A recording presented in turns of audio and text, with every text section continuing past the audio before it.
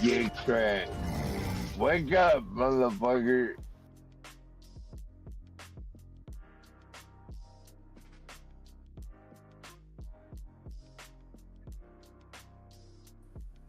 Yo, what's up? It is February 3rd, 2025. All right, so quick update for you guys.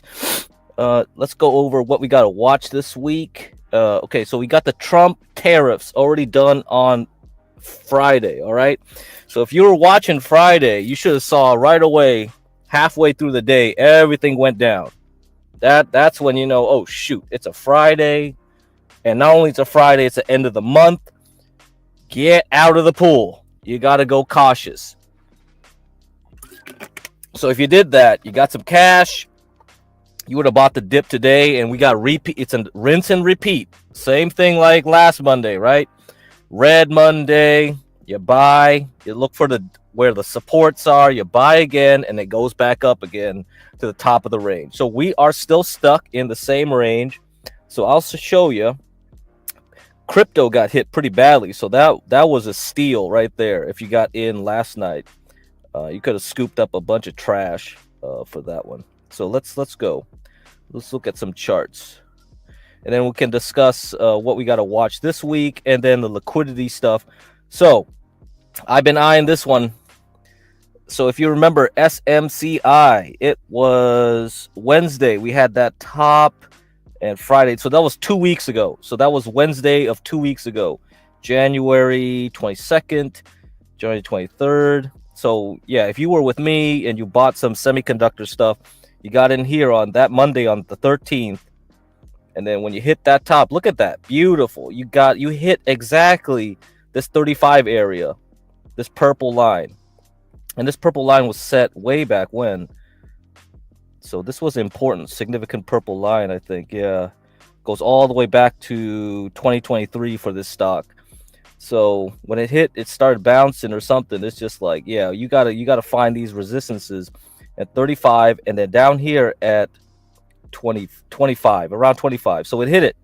So we got here, and then I tried last week getting in here right on this Monday, but man, you look at the way this stock moves, you can tell right away, oh bro, this thing is so weak. Like on that whole Monday, Tuesday even, you see that Tuesday, it just goes back down. So I was trying to scoop it up here at 27 when it jumped here on Friday, and then the market started turning about, this thing turned early though. So a lot of stocks actually turned early. So let me zoom in. So yeah, you had MSTR, like Bitcoin turned early. Bitcoin, like on Friday, couldn't even do it. Like that was already a bad sign. And then later in the afternoon when Trump did his thing, it's like, come on, dude. Yeah, you just can't stay in it. So if you're doing a trade, it's just like, nah, man, it's a Friday. I ain't playing around. So if you were a real risk taker, you probably would have shorted, and then tried to hope for the best in the weekend, because that is crazy. So MSTR down here at 310. Yeah, you could have picked that up today. And I would use MSTX. Yeah, so that's what I use. MSTX 37. You can get out right now or wait for it to get to 44. MSTX is 2x MSTR. So again, you got to be flexible, really flexible right now. Like I said, this market is not for investing. If you want to invest, you got to wait till March and April, probably late April. I'm thinking is where the bottom will be. So if you're an investor type, you probably got something that's still good right now, like Palantir, right? Palantir, still good, and it has earnings after the close. I'm curious to see what it does. Like I already sold it, like a bunch of it last year at the tops in December, and now it's back to those tops, and it even got to a new high. I don't know. You guys got to figure that out. You got to hedge it. If you got to hedge it, go ahead, sell some calls or something, buy some puts. But it's not going to be an easy time this first quarter, I think. And let's look at how the S&P is doing for the whole. I mean, look, if you look at overall big picture, S&P ain't bad. Look at it. Look at the weekly chart. Like, so, okay, it had some troubles December thanks to Powell, and then first week of January, probably because people were like, oof, man, better, since it's the new year, it's time to sell some stocks because I didn't want to pay taxes for fiscal year 2024. I'll pay, or tax year 2024. I'll pay tax year for 2025. I'll sell some and then bounce back, right? And most of it was also due to like random noise from the I think unemployment. It was the unemployment data that killed it that first week too. And we'll have another set of unemployment data on Friday. But since tariffs are kind of like going to be the theme now this week, it'll probably take up most of the week until we get to that Friday. Once we get to that Friday, then people will be thinking about Powell. They'll be like, oh shoot, you gotta think about Powell. So Palantir earnings this afternoon after the market closed. One earnings this morning was SAIA transportation stock. Okay. I've been watching this thing. So, yes, it's a pretty okay-ish stock. It's not something like, yeah, I mean, maybe if it breaks out here, but again, like, I'm not sure. The whole transportation sector itself is pretty choppy, pretty bad. Like, it's trying to break out of this range. You can see it from 2021. But yeah, a lot of transportation stocks haven't played out. Like Zim was one of those things I said, like, hey, maybe there's a chance it could get to 45 or something. But when it had its earnings, it just did this. Like, if you see a candle like this after earnings, you're just like, oh my god, gotta get out. So that's what happened. So I sold some at 30, but then it did this, and it's like, oof, this looks ugly. And then you see the next week. So these are weekly candles. You see that? Now we're back in that range. So we're still stuck here. I can't tell, especially with the tariff stuff. Yeah, transportation stocks are sort of a little iffy. Yeah. But transportation has been weak for quite a while. If you look at the old theory, so let's look at DJI. Okay. So transportation divided by industrial stocks. This is the old way things were done back in the boomer days. So people said if transportation stocks were weaker than industrial stocks, that means a crash was about to happen. So we've been kind of falling since 2021. I don't think this is a good indicator of like if the stock market is going to do anything, because as you can see, the stock market has gone higher and higher and higher. They only linked up in 2021 into 2022 kind of, but not really, right? This was mostly due to the interest rate hikes from Jerome Powell. So this clearly shows you that we are a service economy. We're no longer a manufacturing powerhouse. So people buying and selling goods, and also the Amazon effect. You have to understand, Amazon does its own transportation now. So UPS can be a piece of crap, right? That's just a UPS problem. That's not an economic problem. If Amazon just delivers, they have their own trucks. You go to the freeway, you see an Amazon truck right out there. And then they do the local transportation too, right? From the distribution centers. So right now, it's not really easy to use that old. That's why you got to be flexible. Anybody that tells you, oh, if this indicator does this, the stock market should crash, the stock market should boom, no. The way economies work keep changing, and it's changing even faster. Now with AI, it's confused everyone. Everyone's just really confused. Like, is AI going to solve the productivity problem?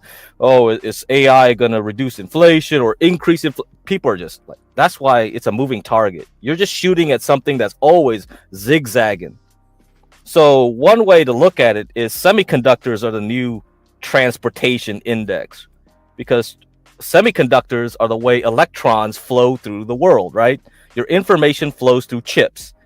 If chips don't go, then you would assume, oh, then the service economy is going to go follow it later. That's one way to look at it. So you can look at the SOX index versus the S&P 500. Yeah, that's one way to do it.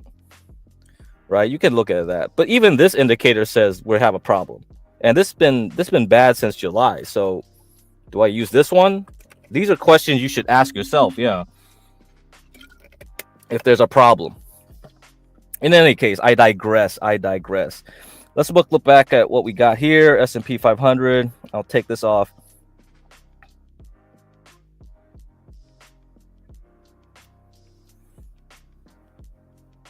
So yeah, QQQ is a little bit weaker, I suppose, in a way, but it's recovered now. It's negative 0.65. It was down almost 2.6 something percent overnight on the futures market. So if you bought that dip, that's easy.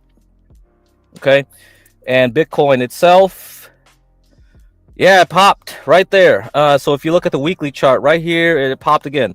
Now it really sucked on Friday because, you know, if Friday went well, we could have popped. But you can see, like right in the morning when the markets opened on the New York Stock Exchange, it just went right down. It just went pow. That's it. So that was like, oh God, it still can't get above 106. So it's stuck here. We are stuck in this range for another month. This thing could have broke out on Friday after options expiration and we could have went somewhere. So that's a problem. Okay. So this is just going to keep doing this until freaking March. And then maybe by March we'll crash. So watch for that.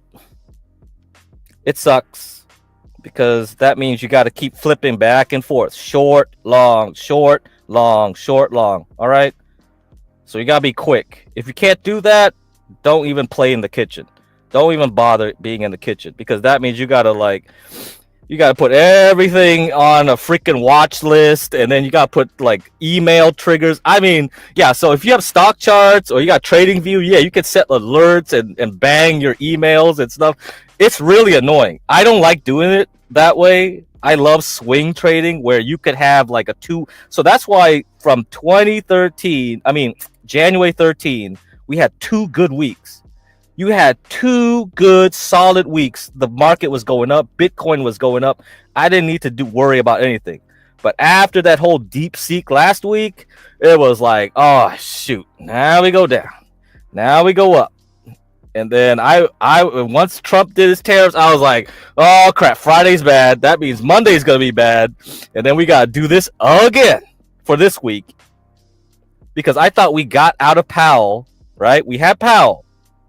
He didn't do anything surprising, and because the market was already down, the expectations were already low, so we popped up, and then the earnings expectations for Apple and Intel were already low. So you saw on Friday, after the PCE was like a nothing burger in the morning, we had a very good morning on Friday, popping up like 1.43% on the NASDAQ and about 0.75. That's huge. That's huge for the S&P 0.75 up. So you think that's small, but that's huge. And then all of a sudden you reverse, right? When Trump did his thing, everybody was like, "Oh, it's a Friday." He started doing tariffs. Who the heck knows what Canada? And not only that, he added China to it too. That was the problem too, because he wasn't. They weren't sure if he was going to add China to the whole thing. And I'm glad he did China. Because if we had to wait later for what he would do on China, that would just been more confusion. It's better you get it all done in one swoop, get it over with. And then so now we know what China has, Mexico and Canada, all they have. So China has 10% added, 25 on Canada and Mexico. And Canada's so pissed that I think they banned our liquor over there. So yeah, they can't because in Canada, you know, the government owns the liquor stores in Canada. That's where you have to buy liquor from their government owned stores. So the government in Ontario already pulled out so no more Jack Daniels. That's gone. Sorry. All you got is Seagrams over there now. So you're going to be stuck with Seagrams. and Crown Royal or whatever the fuck they drink. And that's it. So who the heck knows what else they're going to do, but it's going to be back and forth retaliation. So back to this chart, S&P 500. You see this? We went below this area here, this rectangle. So this rectangle is about 593 to 597, right? So look at that. So we covered this whole area now. We went below and back above it. Does that mean we get to recover this week? No. I can't guarantee any of that. But we got to wait for all the other earnings. We got AMD, we got Google, we got Amazon. And then on Friday, big boy, big daddy, unemployment data. Okay, so that's what you got to worry about. All right. Let's see what we got for the NASDAQ QQQ here. Now, once you saw this on Friday, it went back to the rectangle here. It was already bad news. Yeah, when you fall back into it, it takes a lot more effort to get through it and pop above it. It's way easier for it when it falls back from the top back through it. You just go through it like butter. Okay, so you have to remember that when you see these zones, and these zones were made because of these red candles here, these two red candles here, Friday December 27th, here at Tuesday January 7th, and then you see here when it tried to get back up through Friday January 17 all the way up to January 21st, you see it took a while, and then once it popped up, it was easy. It just popped right above it, and it just hung out there before dropping because of the deep seek stuff. And then we had the same thing happen again. Oh, it's struggling, pops, and then once Trump did his tariffs, sloop right back in. Once you see that, get out of the pool, because it's way too easy for it to just go back down, especially on a Friday. When you do Friday, always dangerous. Watch what things do on a Friday. If it does a reversal like this, get out. Okay, that's a tip for you. You don't need me to come on here to tell you that, all right? Just watch what happens on a Friday from open to close. Like, what if you just did this? Like, you just opened here and went down here, that would have been bad enough. But it went further down below where it opened and just below where it was closed on Thursday. That's already red flags. Nah. I'm pushing out the cash. I'm hedging, whatever you got to do, protect yourself, and then wait for the dust to settle on a Monday. People freak out again, and you kind of see it here before the deep seek. That's why, I closed my shorts here on semiconductors. I should have kept it, but you see a little bit of that happen here. So Thursday was up, and then Friday was trying to, and then it fell over, right? And if you look at the semiconductors, like the daily chart, you see this candle here? Yeah, that's not good. So that's what they call a bearish engulfing candle. So that's kind of like the basic candlestick stuff that you would learn at the beginning. So I'll go over a little bit of that when I do my little scanning. So yeah, that's it for now, guys. That's it for now. So let's check. So yeah, okay, SMCI bounce. So I'm using SMCX. So I grabbed some at close to 26 here. Whatever, I'm gambling. I'll gamble that. I bought back SOX L, okay, at 24. SOX L 3x leverage. Okay, I'm gambling on that too. Fine. One thing I'll note is software is very strong. So if you look at communication services, look at that. It's still up. So if you took this sector and ignored the NASDAQ, ignored the S&P, watch that. So let's go further. So XLC is communications. So a lot of specific software companies. If I look at IGV, it's like all software companies. It's okay-ish, but no, it's not that good, right? You look at this chart here, the daily chart. In between those is ARCW. ARCW is kind of halfway between all software and pure communication software stocks. So this one is kind of like Web 2.0, very experimental, very risky type software stocks. It's doing okay. So if you look at certain parts of technology right now, they're doing fine. So software is still okay. And this is the sector you probably should be watching still. So once we get that dip in March and April, I want to see if this thing can hold, like how much it can still stay up. Obviously, it's not going to hold this level. It's going to crash. But if it crashes less than the other parts of the software sector, then you can ride this into the end of the year. So watch this area of the market, because I'm not too bullish on semiconductors. I think this is done. Semiconductors might do one more attempt to get back up here and then fail again, and then we'll roll over. So something, Nvidia will say something bad or something dumb, or somebody will say something about Nvidia, and it's done. Once Nvidia falls through, it's over. That's the only thing that's really holding this up. Yeah, in this area. Okay, that's what you gotta watch. All right, done with that. Let's go through some articles real quick, and then I'll come back later tonight, I guess, and then I'll try to update you on something if there's anything to update, and we'll try to go over some stocks that. Oh, actually, yeah. Let me mention a couple stocks that were good that I recommended last time. CLS. Look at CLS. Even it dropped today, but it still went back to the high. So I recommend this on like Tuesday or Wednesday, and it was still cheap at that point. But this is it had earnings. I couldn't like really recommend it, but if you were a gambler, it was like this was the bad boy. Another one, this Chinese stock I said I would watch this week. It jumped up like 29% today. Why? I don't know. Again, apparently Trump tariffs are good for this Chinese stock out of all the other Chinese stocks. But like I said, I don't know. I don't care about the news. If you just look at this chart, I was hoping it could get back to 7. It didn't do that. It just went back up over 10. And guess what? Who cares? Go back to $15, $16 and just ignore everything. I still have no clue why this thing behaves how it does, but it's an amazing stock. KC, King Soft Cloud. And another one, Hims, right? I said I would buy more on Friday and Monday, and look at that. It went up on Friday, even with all the tariff stuff. Who cares? It didn't care. It was up 9.878%.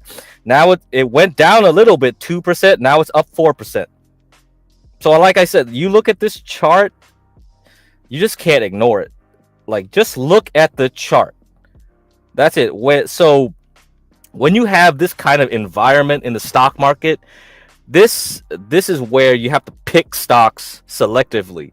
So this is a stock picker's market. Most of the time in the stock market, you're just better off just buying the S&P 500, leveraging and going up, right? Now we're entering the phase where we go sideways. That doesn't work anymore. I'll bet you the S&P 500 will barely get you 5% this year. If you just held it from the beginning of the year to the end of the year, maybe you'll get lucky 5. Maybe you'll get really lucky and get 10%. But I think right now, this is why I started this show, was because you didn't need me to tell you anything for the past 2 years. S&P 500 was 20 to 30%. You don't need me to tell you that. You don't need to trade. For the most part, trading is hard. I'd rather make my money easy and just buy the S&P 500, leverage it, and do that, right? But now you're at the point where, oh, wait, hold on. If this thing just goes sideways, down, up for 12 months, then you need me. Then you need me to tell you what to do, because you're going to make no money this year. That's where trading comes in. So you have to understand the environment of the situation. You have to understand, okay, where my skill set is like, if I'm not a good trader, don't bother. I just buy the S&P 500, I leverage, I go up, I'm good. But when we're entering the mode where like, hey, what's going on here? Hey, let's look at natural gas. So it went here. Natural gas spot price, $3.4 million BTU bounced off, right? So, well, I don't know. Pretty convenient that it did there. Was it because of Trump? Was it because of this level? Was it because of weather reports? I have no clue. So, I was saying that we were be going on this range. So for the past couple of weeks, I was saying like every time it got up here, short. And then when it did this, I was like, I'm not gonna short it because it's kind of halfway in this box. I should have shorted it, but there were other things to do that week. We had semiconductors, you had DeepSeek, you had a lot of other stuff. It didn't really matter. I didn't care about. Okay, this would have been a 20% short right here. But now we're bouncing, so it looks like we're going to go sideways. Same thing with Bitcoin. Okay. Bitcoin, we're just going sideways. Sideways. That's it. So for me, that's bullish. Bitcoin or natural gas, that's bullish. We're supposed to go down, but we're going sideways. If you stay going sideways into March and April, big positive. Okay, but I think I'm more bullish on natural gas than I would be on Bitcoin, because I think Bitcoin will fail eventually and drop below like 90 to get to 85, 75,000. So, okay, so, but hey, I'm not going to tell the future on Bitcoin right now about that. We'll have to wait and see. But natural gas, I think we're at a weak point in natural gas, and if it can go sideways here, guess what? By March, April to May, that's going to start really moving up. Okay, really moving up. So watch for that natural gas. And long natural gas, you use Boyle. Boyle's up 20%. I should have just jumped in that one, but I hate doing it over the weekend. You know, you just can't control anything over the weekend. This is a gamble. Every time you try to do a new position on the weekends, yeah, you just taking your chance right there. Okay, guys? All right. Hope you get that. We'll discuss this again later on this week. Because, yeah, I'm very curious to see if natural gas can hold this Trump boost temporarily or not. All right, I'm supposed to get to some articles, see if I can get it through in 15 minutes. Let's see what we can get.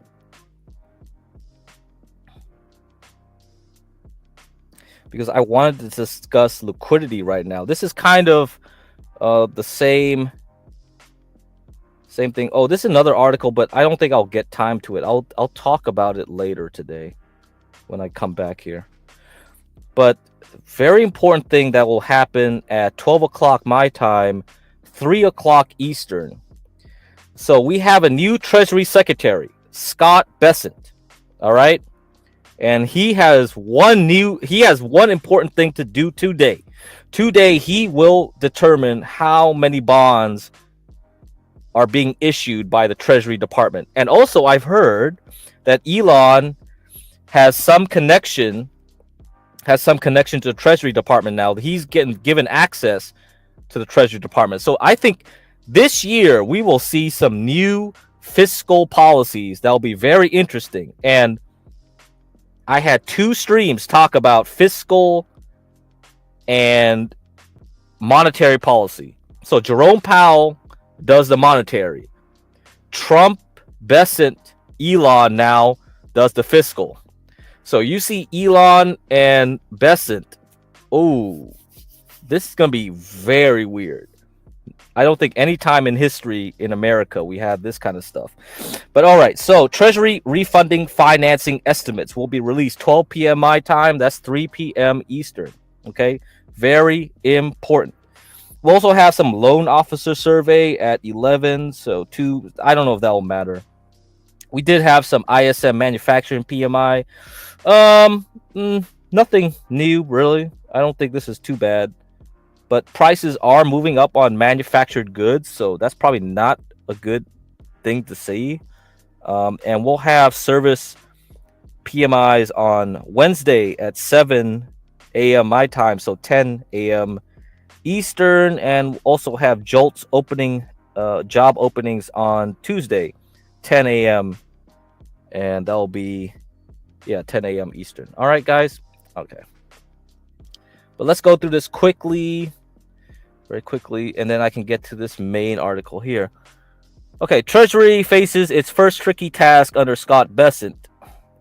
On Monday, the Treasury Department will issue a routine forecast of the amount it expects to borrow through the end of June. It will offer a view of what its debt management strategy could be like under the Trump administration on Wednesday. Okay, there is a palpable anxiety over what the department might do to help fill the gap between government revenue and the amounts President Donald Trump wants to spend.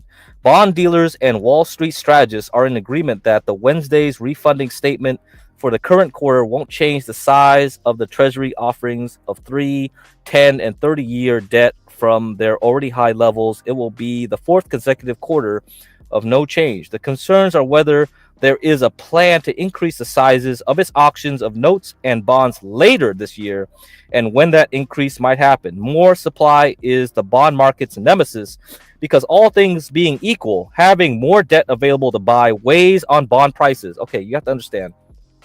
Bond market is supply and demand. Okay? So if the Treasury Department is issuing more debt into the market, because this is what Janet Yellen under Biden was supposed to do, she didn't do it. Because I think she didn't do it because Russia was happening or was about to happen. I think they already knew it was going to happen. They were already fighting with China. China, Japan, Saudi Arabia, a lot of these countries that buy our debt don't want to buy our debt anymore.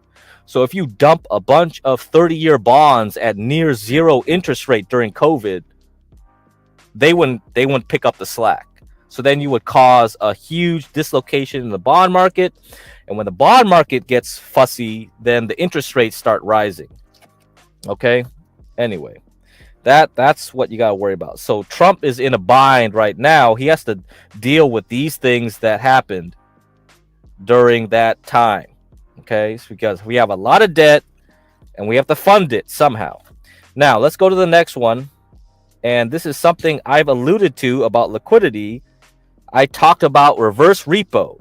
Reverse repo is part of the monetary policy. Now you got to learn this from the fiscal side. The tech equities odyssey, riding the sirens, liquidity song. Okay?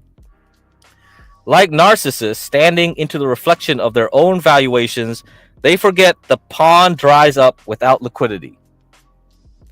Now, let me set the scene. I'm 30,000 feet up. Okay. Shockingly good Wi-Fi, blah, blah. Okay, whatever.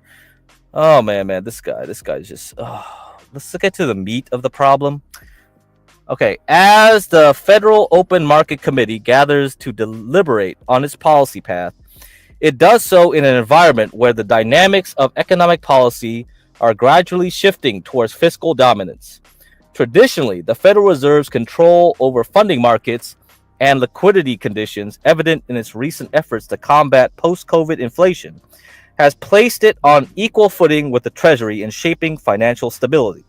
Yet rising debt service costs and structurally large deficits are slowly positioning the Treasury, rather than the Federal Reserve, at the center of liquidity flows.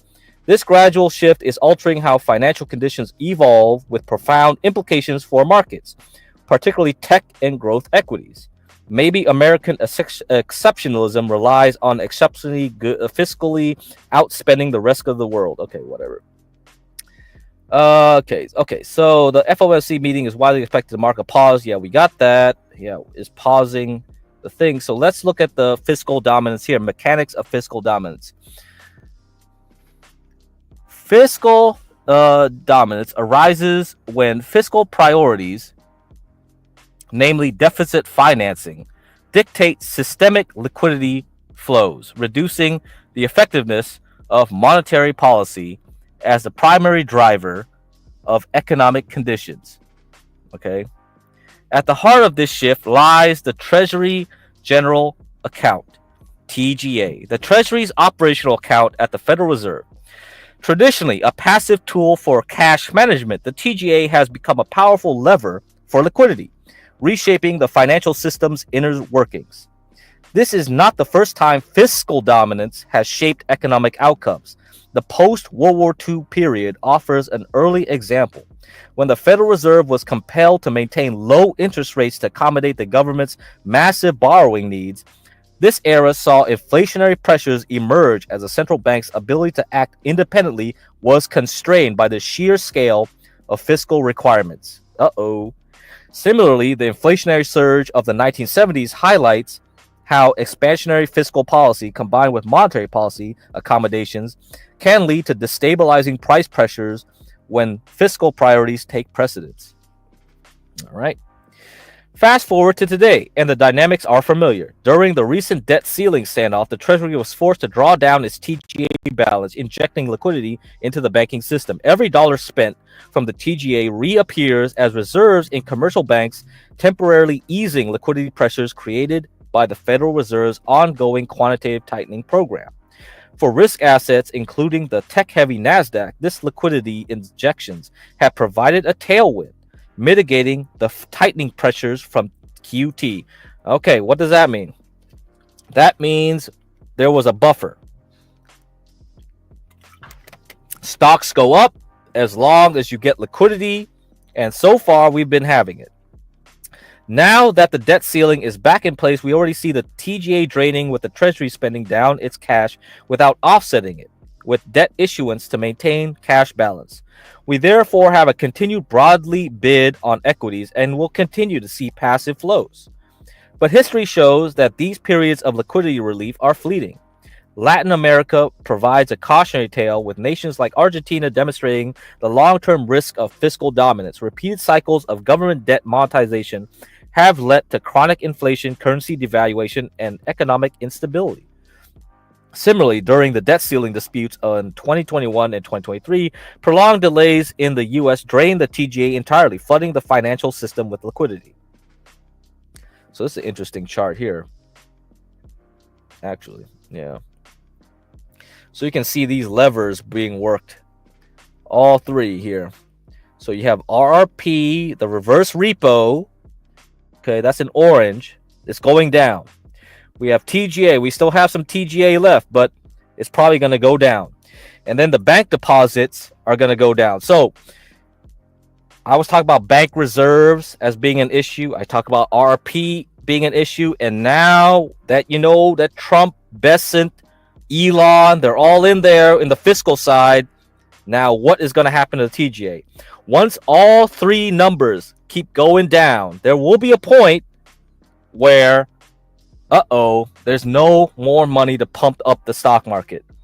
That's when you go, bye-bye. And that's probably going to happen in 2026. So we got to keep watching these things, all right? All right. Anyway, let's see what else we got here. Once those disputes were resolved, the Treasury rapidly rebuilt its cash buffer, issuing substantial volumes of debt that pulled liquidity out of the banking system. These liquidity whiplashes left markets vulnerable, especially as the Federal Reserve's reverse repo program, RRP, a key liquidity buffer, absorbs excess cash. However, with RRP balances now standing at just 118 billion, down from over 2.5 trillion at their peak, and that's why you got that nice pump during COVID, and we got 2 years of pump from 2023 into 2024. This buffer is nearly exhausted. Bye-bye buffer, leaving little room for cushion for liquidity stocks. So if you think Palantir can get above 80 today and go up to 200 this year, I got a little problem for you. This is probably not going to happen. All right. So anyhow, yeah, I'll read the rest of this when I come back later today. Yeah, because this is a pretty long article. Very good. You can see it in the description. Maybe I'll play it in a separate stream where I'll talk more about liquidity, because once you understand the whole plumbing of the financial system, then you understand, okay, when should I expect a market crash? You look at the bond market. That was one way. You look at the liquidity. That's another way. You look at the subtle inflections between sectors, like industrial versus transport versus semiconductors. Yeah, you can look at it that way. You can look at other things that I probably mentioned in October. I'll have to go through all the October streams, find out stuff that I said, clip them out, and then we'll go it one by one. Okay, but yeah, this is going to be a big problem in the coming year. Yeah, big problem. Oh man, yeah, this article is pretty comprehensive. This is good. Luckily, I found it yesterday. I was searching for a more up-to-date article. These concepts were already talked about in a Twitter thread maybe 3-4 years ago by this one dude. Once this guy talked about the TGA, the RRP, and stuff, everyone started like studying, analyzing this to more effect. So once you understood that, then you get why the markets have been doing what they have been doing since COVID. And it's going to be very important now that we're at the end. We're probably at the end of this point right now. All right. Okay, guys. I'll see ya. I'll see ya around. Let me see if there's anything up. Yeah, Boyle's up 20%. Yeah, I should have got Boyle. Huh? Crap, man. Dang, natural gas is going crazy. Damn, I'm surprised. I'm really surprised. So that's like later month contracts, March or something. Yeah, those things are gonna go crazy. But let me see what else. Maybe I'll read a little bit more before I leave. Okay, let's read a couple more paragraphs. The interplay between fiscal and monetary policy has reached a critical juncture. The Treasury liquidity injections driven by its need to manage the TGA have temporarily masked the tightening effect of QT, propping up asset prices and delaying the full impact of monetary policy. But as the TGA drawdown ends and the Treasury pivots to replenishment, these dynamics will reverse, intensifying the liquidity drain from QT and creating new challenges for the market. Okay, that's important right there. Because if Besant comes out like on Monday or Wednesday, so there's two places where he's going to talk about it, Monday and Wednesday. If he starts saying like, hey, we need to issue a lot more 10-year, 20-year, and 30-year bonds into the market, that's what that paragraph is alluding to. So if there's too much supply of bonds and the market doesn't absorb it, you'll see interest rates start peaking later this year. All right, so probably summer. And then again into 2026, we'll have even more problems.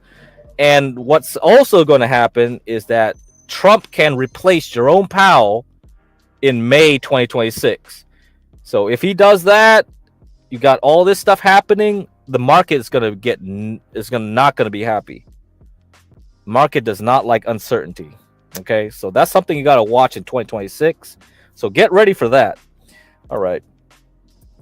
See, let's read some more. Compounding these challenges is a structural decline in reserve balances as reserves approach critical thresholds. Yeah, I talked about that a little bit. Historically, around 8% of GDP, the risk of funding volatility rises. This echoes the 2019 repo crisis. Oh, 2019. And also look at 2018, what the stock market did from 2018 2019. That's when Trump put in Jerome Powell. That's when the trade war stuff peaked out. And you see what happens when the interest rates were being cranked up. So this time around, we don't have exactly the same situation. The dollar is a lot stronger than it was in 2018, 2019. I don't expect the interest rates to be turned up anymore. We're just pausing right now. So let's see. Let's see if it's going to be similar or a little bit different. Let's see. When the sudden spike in funding rates forced the Federal Reserve to intervene to restore stability, today's near depletion of the RRP further limits the system's ability to absorb shocks, leaving markets exposed to potential liquidity crunch. We don't want that. Also, another thing to watch is the Bank of Japan. That's another factor in. So you have a lot of different factors right now coming in. Bank of Japan raising interest rates. Besant has to figure out how to issue more debt and then set up that deficit. Trump with tariffs. What else we got? Oh, ECB, Europe. Looks like they're in a deflationary problem. Oh, you have Bank of China trying to restart its economy. It's still stuck. once its economy starts moving up, inflation will start going up because commodities will move up. Oil and gas may move up just because of that. So he's adding tariffs, right? So you got natural gas issue. That's why natural gas is pumping right now, because we got 25% on Canadian goods. Canada gives a lot of natural gas. That's moving up. So now American natural gas is repriced. So that's why you see a pump right now. And so there's a lot of things to consider. A lot of moving parts. What I will say is that commodities, gold, silver, natural gas, oil, these are places to watch. I think for the next year to 2 years, those markets will move up quite nicely. So again, watch those places. Also watch the grains: wheat, soybeans, corn. Okay, watch those. Yeah, we'll have to discuss those in some other time, but I discussed that maybe 2-3 streams ago. Okay, guys, I gotta go.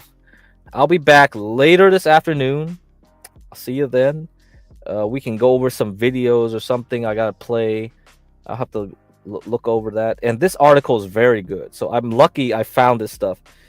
Yeah, wheat, soybeans and corn especially when China is restarting. They'll need all the soybeans, and that's why people keep saying like we're gonna go war with China. You know, if you go to war with China, it's really easy to win. All you gotta do is like stop exporting them soybeans and corn, and yeah, all the Chinese will starve to death. That's it. That's all you gotta do. They require a lot of agriculture, and if you really want to put pressure on them, the United States could just put all their navy around all the ports of South America, block all the corn, soybean exports from Brazil, and that's it. It's done. Like, yeah, they'll just all starve to death. Their population is way too big for what they can grow domestically. Yeah. Anyway, I give you a pro tip right there. So if NATO wants to hire me, yeah, NATO can call me or email me at crack.gjhb, and that's it. If you want to win a war, that's all you gotta do. All right, see you guys later. Feel like I should, feel like I should, feel like I should, feel like I should go. Go. Feel like I should go. Feel like I should, feel like I should, feel like I should, feel like I should go. Feel like I should go.